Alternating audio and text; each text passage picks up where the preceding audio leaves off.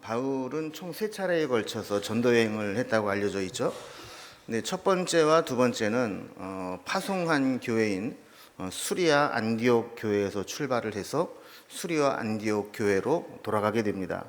그런데 세 번째 전도 여행은 마지막 도착지가 예루살렘으로 되어 있습니다. 그래서 지금 예루살렘으로 돌아온 내용을 우리가 살펴보았는데요. 돌아오는 과정이 그렇게 순탄하지만 않았습니다.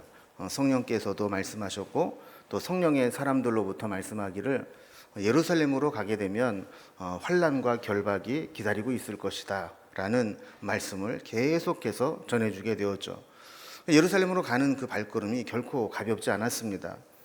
거기에 어떤 고난과 역경이 있을까 이런 우려를 안고 예루살렘으로 돌아가게 되는데, 오늘 본문에 보면 그 우려가 현실이 되어 나타나는 것을 보게 되죠. 그래서 바울이 예루살렘에 돌아와서 보니까 크게 두 가지를 느끼게 됩니다. 하나는 바울에게 매우 심한 적대감을 가지고 있는 사람들이 그렇게 많이 있었다라는 것을 발견하게 됩니다. 그리고 또 하나는 예루살렘 교회가 영적으로 완전히 무기력해져서 복음의 능력을 상실해버린 율법주의에 찌든 침체된 교회였다라는 것을 발견하게 되죠. 이 두 가지는 바울의 마음을 무겁게 했습니다. 바울은 이방인에게 복음을 전하도록 부름을 받았지만 자기 동족 유대인에 대한 그 애정을 포기하지 못했습니다. 그래서 그는 어디를 가든지 제일 먼저 유대인들이 모이는 회당에 가서 유대인들에게 복음을 전하고, 그리고 그 유대인들에게 대한 복음이 막히게 될 때 비로소 이방인들에게 복음을 전하는 순서를 택해서 복음을 전했죠. 이렇게 바울 마음속에는 유대인에 대한, 자기 동족에 대한 애틋한 사랑이 있었음에도 불구하고 막상 예루살렘에 돌아와 보니까 사방에서 자기를 못 잡아먹어 안달인 사람들로 가득 차 있었던 겁니다. 또한 예루살렘 교회는 그가 처음에 알았던 예루살렘 교회가 아니었습니다. 깊은 영적 침체에 빠져 있었습니다. 여러분, 예루살렘 이 초대교회가 어떤 모습으로 있었습니까? 사도행전 1장에 보면 성령의 임재를 체험한 제자들이 모인 이 초대교회는 밖으로는 목숨을 두려워하지 않고 뛰쳐나가서 복음을 전했고, 내부적으로는 모든 교인들이 친가족처럼 서로의 재산을 자기 것이라 여기지 않고 유무상통하며 나누어 쓰는 그런 공동체였습니다. 모이면 기도하고 은혜를 나누고 흩어지면 전도하는 교회였습니다. 그래서 엄청난 부흥을 경험하고 폭발적인 증가를 이룬 것이 예루살렘 초대 교회였죠. 근데 바울이 3차에 걸쳐서 수년 동안 외부에 나가서 복음을 전하다가 오랜만에 예루살렘으로 돌아와 보니까 이 예전에 자기가 알았던 이 예루살렘 교회가 아니었던 겁니다. 이제는 복음의 능력도 상실해버리고 이 유대주의자들의 율법주의로 가득 차 있는 그런 침체된 교회로 무기력하게 주저앉아 있었던 것이죠. 오늘 본문을 시작하는 27절에 보면 그 이래가 거의 참회라는 말로 시작을 합니다. 그럴 리 없겠지만 여러분들이 기억을 하실지 모르겠어요. 지난주에 어떤 내용이 있었는지 여러분 생각이 안 나시죠? 그때의 내용들을 정리를 해보면 이런 겁니다. 바울이 예루살렘에 도착을 했습니다. 그런데 바울을 오해하고 바울을 죽이려고 하는 사람들이 많이 있었습니다. 이것을 알았던 예루살렘 교회의 형제들이 바울에게 어떤 협상안을 제안을 합니다. 야, 네가 지금 이 율법도 폐하고 성전도 무시하고 이방인들에게 가서 부정한 사람으로 왔다 하는 이야기를 들었는데 그런 상태로는 내가 여기에서 있을 수가 없다. 그러니까 그 오해를 좀 풀어주기 위해서 마침 결례를 따라서 지금 그 정결하게 하는 기간을 보내야 되는 사람이 있는데 그 사람의 필요한 재물을 좀 네가 공급을 하면서 율법을 폐하지 아니하고 율법을 철저하게 지킨다는 것, 율법에 정결하게 하는 예식을 따르고 후원하고 있다는 거, 이거를 좀 네가 보여주면 좋겠다. 이런 이야기를 살펴봤습니다. 이제 생각이 좀 나시나요? 예. 자, 이 일이 있어서 이제 그 이래가 거의 찼다라는 것은 그 정결하게 하는 기간, 이 기간이 일주일이 다 지나갔다라는 겁니다. 자, 그런데 때마침 아시아에서부터 온 유대인들이 성전에 있는 바울을 보면서 모든 무리들을 충동했다, 이렇게 기록하고 있습니다. 그 선동의 내용이 28절에 기록되어 있는데 크게 두 가지입니다. 첫 번째는 바울이 모세의 율법에 반대되는 가르침으로 율법을 비방하여 모든 사람들을 가르쳤다라는 것이고, 두 번째, 이 바울을 공격하는 이유는 이방인인 헬라인을 데리고 성전에 들어가서 그 성전의 거룩한 곳을 더럽혔다, 이러한 두 가지 이유로 바울을 죽여야 되겠다, 선동을 했다라는 거예요. 예루살렘 성전에는 사람들이 들어갈 수 있도록 허용된 각각의 구역이 정해져 있습니다. 성전의 뜰을 보면 제사장의 뜰이 있고, 유대인 남자들의 뜰이 있고, 유대인 여자의 뜰이 있고, 이방인의 뜰이 있습니다. 자, 그러니까 이 성전은 뭐 아무나 막 그 성전까지 들어갈 수 있는 게 아니고, 이방인 중에서 하나님을 믿기로 결심한 사람들은 거기까지 가는, 이방인의 뜰이라고 하는 거예요. 유대인 중에서 성전에 들어갈 수 있는데 여자들이 갈 수 있는 공간이 또 따로 있어요. 성지순례에 갔을 때 이 통곡의 벽에 가보신 분들은 알겠지만 남자의 구역, 여자의 구역이 따로 구별되어 있었던 것을 보게 되죠. 그렇게 성전에도 그렇게 구역이 구별되어 있었던 겁니다. 그리고 여자들이 들어갈 수 있는 곳에 조금 더 성전 가까이 가면 유대인 남자들의 뜰이 있습니다. 그리고 거기에서 더 들어가면 제사장만 들어갈 수 있는 제사장의 뜰이 있었던 것이죠. 에베소서 2장 14절에 보면 그는 우리의 화평이신지라 둘로 하나를 만드사 원수된 것 곧 중간에 막힌 담을 자기의 육체로 허시고, 이런 말씀이 있습니다. 사실 이 말씀은 성전에 이런 그 뜰을 구분하고 있는 벽을 비유로 해서 하신 말씀인데, 아까도 말씀드린 것처럼 성전 안에는 이방인의 뜰과 유대인의 뜰, 이 뜰을 갈라놓는 중간에 벽이 있었습니다. 그래서 이 벽은 절대로 허용되지 않은 범위 내에서 가를 수가 없는 것이죠. 그래서 역사학자 요세푸스의 글에 의하면 이 벽에 이방인의 뜰에서 유대인의 뜰로 넘어가는 그 벽에 푯말에는 경고의 문구가 기록되어 있었다라는 겁니다. 누구든지 이 벽을 넘어가는 이방인은 죽임을 당하리라. 그러니까 철저하게 이방인들과 유대인들은 성전 안에서도 서로 나뉘어지고 구별될 수밖에 없었다는 것이죠. 그런데 예수님께서는 이 십자가로 중간에 이 막힌 담을 허물어서 누구나 지성소에 들어갈 수 있게 되었고, 이방인과 유대인의 구별이 없어지는 그런 일을 이루셨다라는 겁니다. 자, 그런데 그 당시에 이 유대인들은 이런 의식이 없었습니다. 그저 구약의 율법적인 그 성전의 뜰의 이 규정으로만 여겼기 때문에 이방인들이 유대인의 뜰에 들어온다라고 하는 것은 용납할 수 없는 일입니다. 만약에 그런 일이 있었다면 그는 죽여도 마땅하다, 이렇게 생각을 했었던 것이죠. 야고보서의 말씀에서도 기록을 하고 있듯이 우리 인간에겐 지혜가 있습니다. 근데 지혜는 야고보서는 두 종류의 지혜로 이야기를 하죠. 하나는 하늘에서 온 지혜이고 또 하나는 세상의 지혜가 있다는 겁니다.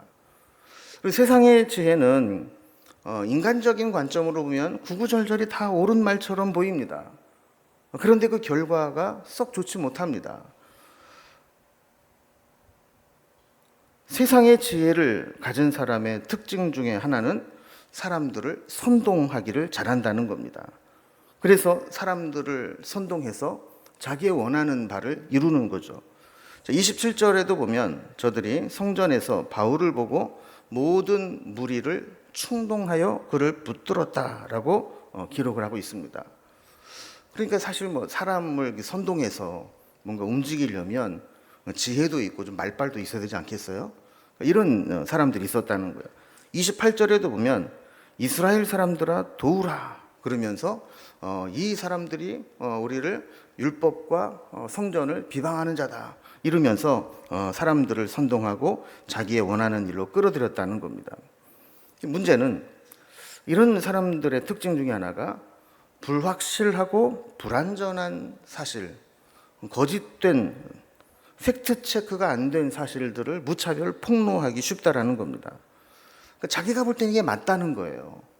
그래서 확인도 되지 않았는데 자기의 생각과 정황만 가지고 이것을 사실처럼 이야기한다는 거죠. 근데 여러분, 우리는 100% 객관적인 사실을 말하는 것이 어렵습니다. 왜냐하면 자기 주관이 있고 감정이 있기 때문에 거기에 이건 100% 사실이야 라고 할지라도 거기에 개인의 사견과 주관적인 의견이 들어갈 수밖에 없는 거거든요. 그런데 많은 사람들이 오해를 합니다. 내가 이걸 보았으니까 이거는 사실일 거야 라고 해서 그런 불완전한 사실을 객관적인 사실로 여긴다는 거죠. 근데 그 바울을 붙잡으려고 하는 사람들이 어떤 사실을 지금 폭로하고 있느냐 하면, 바울이 헬라인을 데리고 성전에 들어가서 성전을 더럽혔다라는 거예요. 다시 말하면 이방인인 헬라인을 성전에 유대인의 뜰까지 데리고 들어갔다라고 이야기를 했다라는 거예요. 그런데 29절에 보면 그게 오해였고 착각이었다라는 사실을 알 수 있습니다. 뭐라고 얘기합니까? 바울이 성전 안에 데리고 들어갔던 사람은 에베소 사람 드로비모라는 사람으로서 그가 바울이 함께 시내에 있는 것을 봤는데 그를 성전 안으로 데리고 갔다라고 생각을 했다라는 거예요. 자, 그럼 왜 그런 착각을 했느냐? 바울이 에베소는 지금의 터키, 소아시아 지역 아닙니까? 그러니까 유대인의 입장에서 보면 거기는 이방 땅입니다. 그 사람을 데리고 바울이 온 거예요. 그러니까 바울이 성전에 누군가를 데리고 갔다 그러면 그 에베소 사람, 이방인일 것이다라고 단정을 지어버린 거죠. 그런데 바울이 성전에서 만난 사람은 누구였다고요? 결례를 행한 사람. 뭔가 이렇게 하나님 앞에 서원을 하고 이 서원한 기간이 맞춰질 때 정결 예식을 하는 일주일 동안 했던 그 사람이 바로 바울이 성전에서 만난 유대인이었는데, 이 바울을 공격하는 사람들은 그 성전에서 만난 사람이 바울이 데리고 온 에베소 사람이다라고 단정을 지어버렸다는 거예요. 여러분, 우리가 한 가지 좀 생각해 봐야 될 게 있습니다. 그리고 우리는 뭔가 이렇게 참 안 좋은 마음, 미워하는 마음을 가지고 있으면 그냥 뭔가 걸리기만 하면 모든 걸 밉게 보고 단정을 해버리는 그런 오류를 범할 수가 있습니다. 그러니까 유대인들이 볼 때 시기와 질투를 가지고 바울을 지금 지켜보고 있는데, 바울이 뭔가 이방인들에게 전도를 하고 이방인들을 예루살렘으로 데려왔다라고 하는 그 사실만 가지고 바울이 성전 안에 데리고 갔던 사람이 바로 그 이방인이었다라고 단정지어 버리는 거죠. 여러분, 우리도 그럴 때가 많습니다. 사실이 아닌데도 불구하고 사람은 믿고 싶은 것만 믿고 듣고 싶은 것만 들으려고 하는 성향이 있습니다. 그래서 오해하고 단정짓고 오해를 바탕으로 해서 미움을 갖고 증폭하고 이러기가 쉬운 거죠. 결국 30절에 보면 이 일로 인해서 온 성을 소동해서 백성들이 달려들어서 바울을 붙잡아갑니다. 그리고 성전 밖으로 끌고 나아가고 문을 닫아버립니다. 여러분, 왜 바울을 성전 바깥으로 끌고 나가고 문을 닫았을까요? 성전 밖에서 바울을 죽이려고. 그러니까 그들이 생각했던 것과 마찬가지로 바울이 감히 에베소 사람, 이방 사람을 데리고 성전에 들어가서 거룩한 곳을 더럽혔다면 이거는 우리가 죽여도 괜찮다라고 오해를 해서 바울을 죽이려고 끌고 간 겁니다. 여러분, 그러니까 3차 전도 여행을 마치고 그가 돌아올 때 성령께서 그리고 성령의 인도하심을 받는 사람들로부터 수차례 예언을 받았던 내용이 뭐예요? 예루살렘에 가면 환난과 결박이 기다리고 있을 것이다. 그런데 그 우려가 현실로 나타나게 된 겁니다. 31절에 보면 이렇게 예루살렘에서 붙잡혀서 죽을 정도로 두들겨 맞는 동안 온 성이 소동을 했던 것 같아요. 그래서 이 사실이 천부장에게까지 들려지게 됩니다. 제가 전에도 말씀을 드린 것처럼 이 총독이나 어떤 파견 근무를 갈 때 로마 군대에서 제일 가기 기피하는 지역 중에 하나가 유대였습니다. 왜냐하면 유대 땅에는 종교라는 이름으로 결속만 된다면 무섭게 폭동이 일어나게 되고 진압하기가 까다로워졌기 때문에 그래요. 근데 지금 이 가장 예민한 부분을 건드리고 있는 겁니다. 지금 온 성이 막 소동하고 난리가 났는데 자기네들끼리 뭐 종교적인 분쟁이 일어나서 한 사람을 데리고 성 밖으로 나가서 돌로 쳐 죽이려고 지금 온 성이 지금 요동하고 있다. 만약에 이때 뭔가 불똥이 잘못 튀게 되면 예루살렘에 큰 소요가 일어나게 될 텐데 그렇게 되면 그 치안을 담당하고 있는 천부장이나 총독에게는 이게 엄청난 문제가 될 수 있다라는 거죠. 그래서 이 천부장이 그 보고를 받고 백부장과 이 군대를 이끌고 급하게 지금 달려가게 됩니다. 그래서 22절 뒷부분에 보면 천부장과 군인들을 보고 백성들이 바울치기를 그쳤다 이런 이야기를 합니다. 그럼 그 상황을 한번 머릿속에 한번 그려보세요. 만약에 천부장이 군인들을 데리고 그 자리에 들어가서 이 소요를 진압하지 않았더라면 바울은 어떻게 됐을까요? 아마 유대인들이 친 돌에 맞아 죽었을 겁니다. 여러분, 우리가 믿음으로 살면서 좀 힘든 것 중에 하나가 오해를 받는 것입니다. 우리가 뭐 육체가 피곤하고 힘들고 한 것은 그냥 참고 견디면 됩니다. 그런데 오해를 받아서 마음의 상처를 받으면 참 견디기가 어렵습니다. 그럼 오해라는 것은요, 나의 의지와 상관이 없이 상대방이 해버리면 그건 방법이 없는 겁니다. 해명을 할 수도 없고 해명을 해도 받아들여지지도 않고. 그래서 목사들이 종종 그런 오해를 많이 받아요. 뭐냐면 자기 목사가 자기 인사를 안 받았대. 그래가지고 자기를 미워한대. 그런 오해를 참 많이 받아요. 왜냐하면 사실 이제 목사들은 예배 마치고 이렇게 성도님들을 이렇게 배웅하다 보면 가끔 가다가 좀 뭔가 물어봐야 될 분이 있어요. 안부도 묻고 뭐 그래서 좀 지난번 이렇게 수술하신 데는 어떠냐고 이렇게 잠깐 물어보는 사이에 인사를 하고 지나가는데 여러분 그러면 목사가 뭐 도깨비처럼 눈이 여기 달리고 여기 달리는 것도 아닌데 그 못 볼 수 있잖아요. 그런데 그때 자기가 인사를 했는데 자기 인사는 안 받고 딴 사람하고만 얘기하고 있다. 그럼 저 분명히 목사가 나를 미워해서 인사도 안 받는 거다. 어떻게 목사가 저럴 수 있냐. 여러분 목사가 인사 안 받아다고 뭐가 생긴다고 인사를 안 받겠어요. 한 사람이라도 인사를 더 하고 싶죠. 그런데 오해라고 하는 것이 이렇게 무서운 거예요.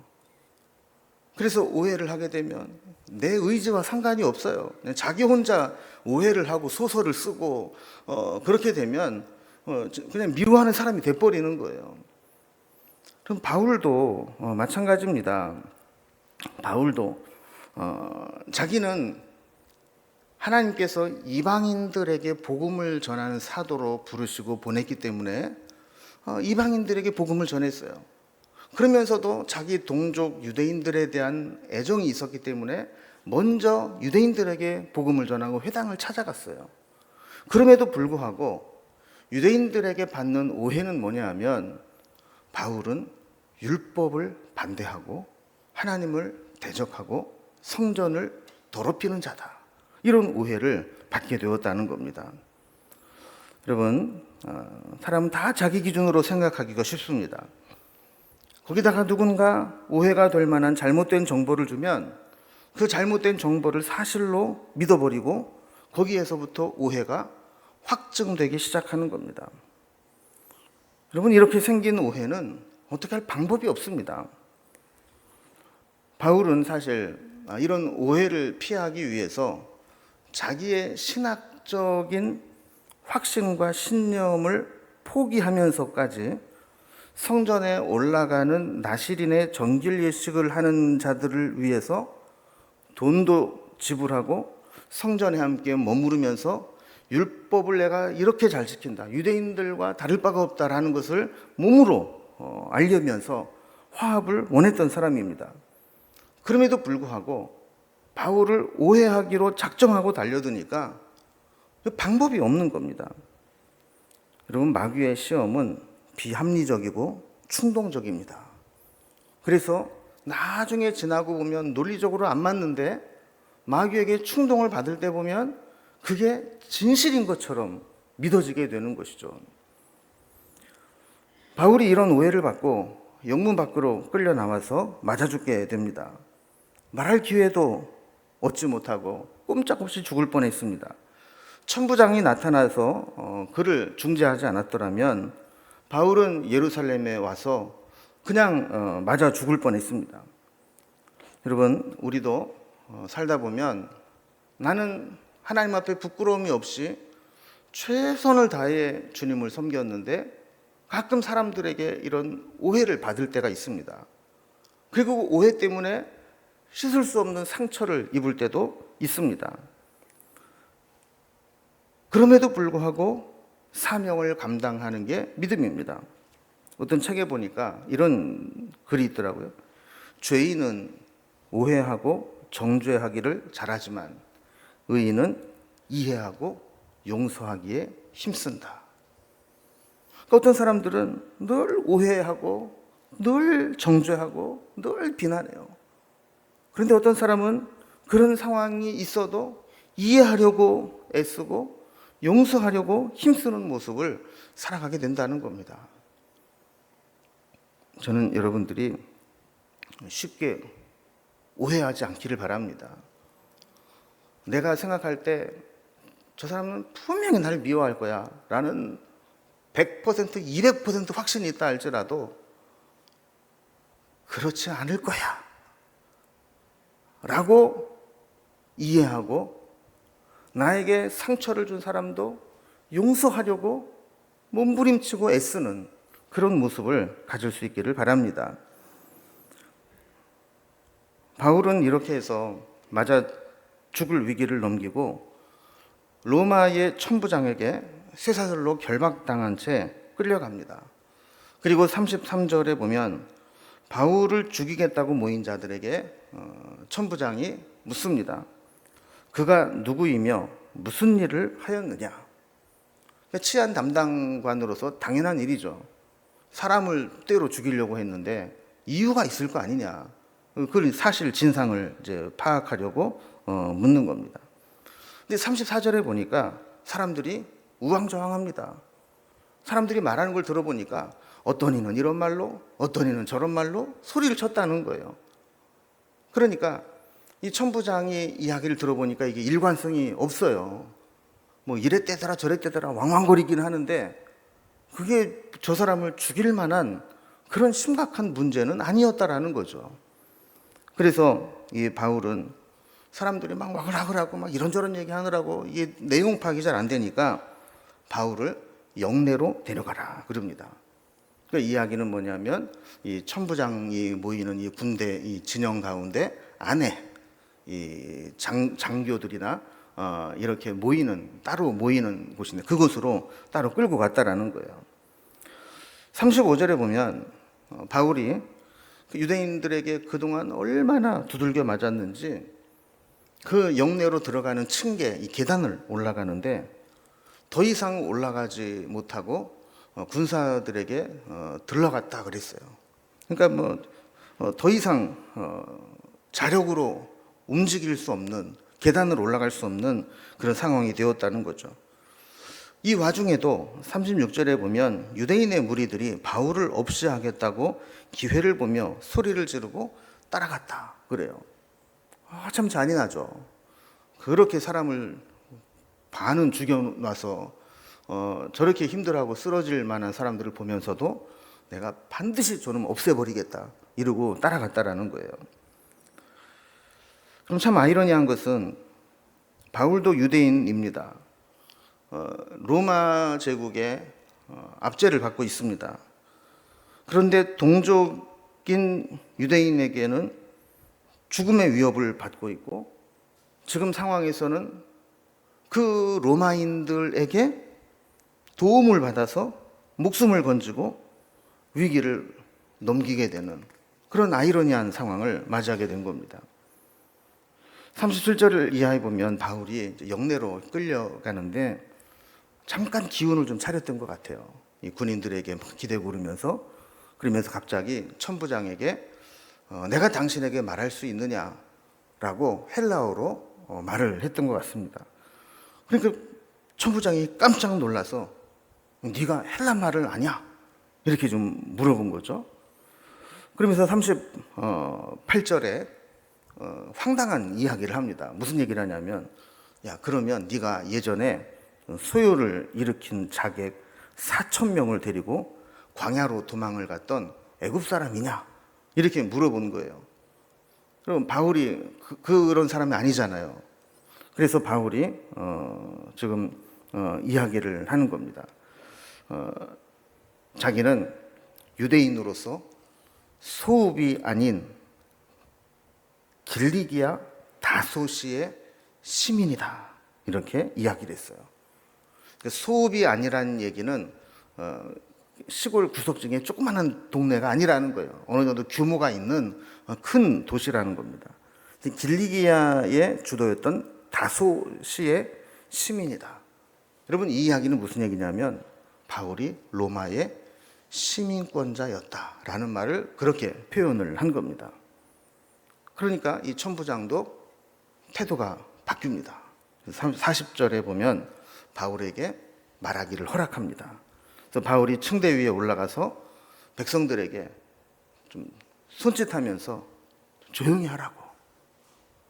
그러니까 얼마나 바울을 향해서 야유를 퍼붓고 죽이라고 막 구호를 외치고 그랬겠어요. 그 천부장에게 허락을 받아서 손짓해서 조용히 하라고 한 다음에 자기 동족에게는 히브리 말로 얘기를 했다는 거예요. 천부장에게는 헬라어로 얘기를 하고 자기 동족인 유대인들에게는 히브리 말로 얘기를 했다라는 겁니다. 그럼 무슨 얘기를 했을까요? 그 얘기는 다음 시간에 우리가 살펴보게 됩니다. 오늘 말씀을 좀 정리를 해봅니다. 바울이 선교 여행을 마치고 기껏 예루살렘으로 돌아왔는데 바울을 맞이한 것은 환영과 축복이 아니고 오해와 미움이었습니다. 사람들에게 붙들려 끌려나가서 죽지 않을 정도로 맞았는데 다행히도 로마의 천부장의 개입으로 겨우 목숨을 건지게 됩니다. 이 장면을 보면 로마의 천부장에게 붙잡혀 쇠사슬로 결박을 당해 끌려가는 것이 바울에게는 생명을 건질 수 있는 유익한 길이 되었습니다. 바울은 우리 이따가 나중에 살펴보겠지만 이렇게 붙잡혀간 후에 이런저런 재판을 받다가 결국에는 항고를 해서 로마의 재판을 받기 위해 로마로 가게 되는 것이죠. 여러분, 여기에 하나님의 놀라운 섭리가 있습니다. 그럼 바울은 그의 선교의 비전은 서바나로 가는 것이었어요. 그런데 서바나로 갈 때 그냥 갈 수 없으니까 로마에 들려서 로마의 지원으로 서바나까지 가고 싶다라는 이야기를 여러 차례 했습니다.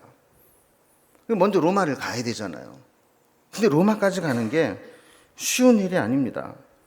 로마로 가려면 돈이 필요합니다. 교통수단이 발달되어 있지 않은 상황에서 로마까지 가는 데는 수많은 위험 요소가 있습니다. 나중에 바울이 재판을 받으러 로마로 갈 때 유라굴로라고 하는 광풍을 맞아서 배가 파선을 당하지 않습니까? 그러니까 이게 안전한 길이 아닙니다. 뿐만 아니라 지금 바울을 죽이겠다고 모여있는 결사대가 있습니다. 나중에 나오지만 바울을 죽이기 전에는 먹지도 마시지도 않겠다라고 결의한 자들이 있었다는 거예요. 그런 자들을 뚫고 로마로 간다라는 것은 불가능에 가깝습니다.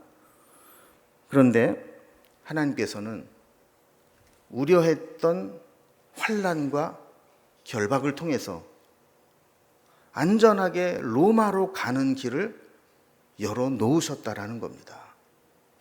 그래서 돈도 안 들고요. 또한 로마 군인의 보호를 받습니다. 그를 죽이기로 결심하고 기다리고 있었던 결사대들로부터 안전을 보장받으면서 가게 됩니다. 여러분, 이거를 보면 하나님이 하시는 일은 너무나도 신묘막측합니다. 우리가 볼 때는 고난이고 우리가 볼 때는 납득하기 어려운 그러한 이해하기 힘든 문제가 많은 것 같은데 하나님이 그 우려와 문제 속에 개입하기 시작하시면 우리가 상상하지 못한 일들로 바꾸어 내시는 겁니다. 여러분, 우리가 망해도요, 하나님이 그 뒤를 봐주시면 하나님의 섭리가 그 속에 나타나게 됩니다. 우리는 망하는 것을 두려워할 필요가 없어요. 망해도 그 망하는 길이 하나님이 함께 하시는 길이라면 하나님께서는 그 이유가 있고 그 이후의 일들을 예비하고 계신다는 겁니다. 바울은 할 수만 있다면 이것을 알았기 때문에 감옥에 갇히는 것을 두려워하지 않았어요. 빌립보서 1장 12절에 보면 이 감옥에 있는 것, 내가 갇힌 것이, 내가 당한 일이 도리어 복음의 진보가 되는 줄을 너희가 알기 원하노라 그랬어요. 그러니까 빌립보 교인들이 바울이 감옥에 갇힌 것을 보고 너무 안타까워하고 마음 아파하고 하니까 빌립보서를 쓰면서 그렇게 이야기를 하는 거죠. 야, 니들 걱정하지 마.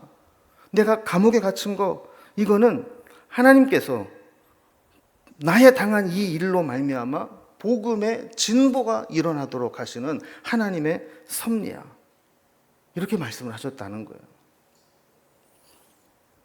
그러니까 우리 권사님이 지난주 설교 말씀을 잠깐 말씀하면서 갈등을 우리의 성장의 기회로 삼아야 된다.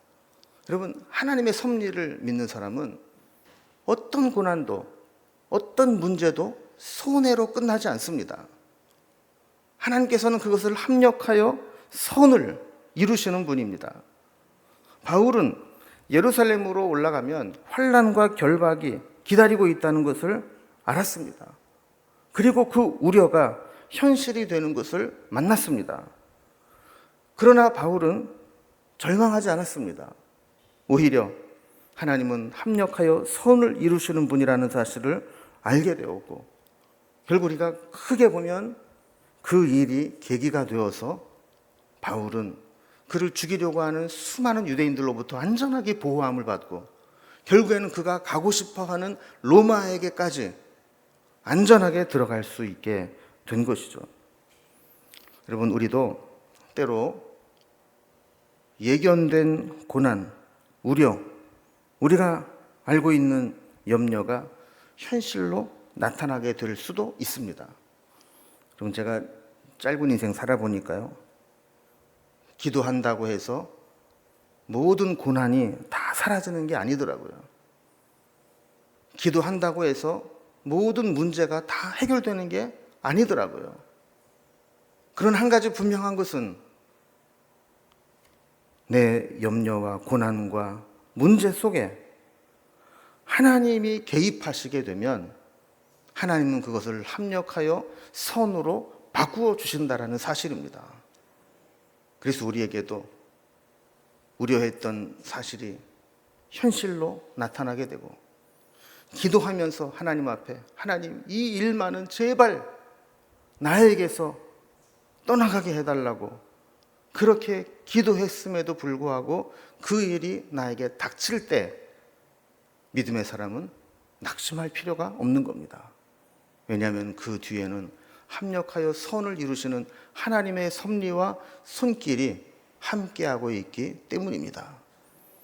바울의 환난과 결박을 통해 하나님의 그 인도하심이 바울을 로마에까지 보내고 그를 죽이려고 하는 자들로부터 안전하게 보호했던 것과 마찬가지로 우리에게도 우리가 지금 당하고 있는 여러 가지 문제들이 있다 할지라도 그 속에 하나님이 계심을 믿는다면 염려할 것이 아니라 도리어 하나님이 어떻게 이 일을 합력하여 선을 이루어내실 것인가를 기대하며 하나님의 그 섭리를 따라갈 수 있기를 주님의 이름으로 기원합니다. 기도하겠습니다.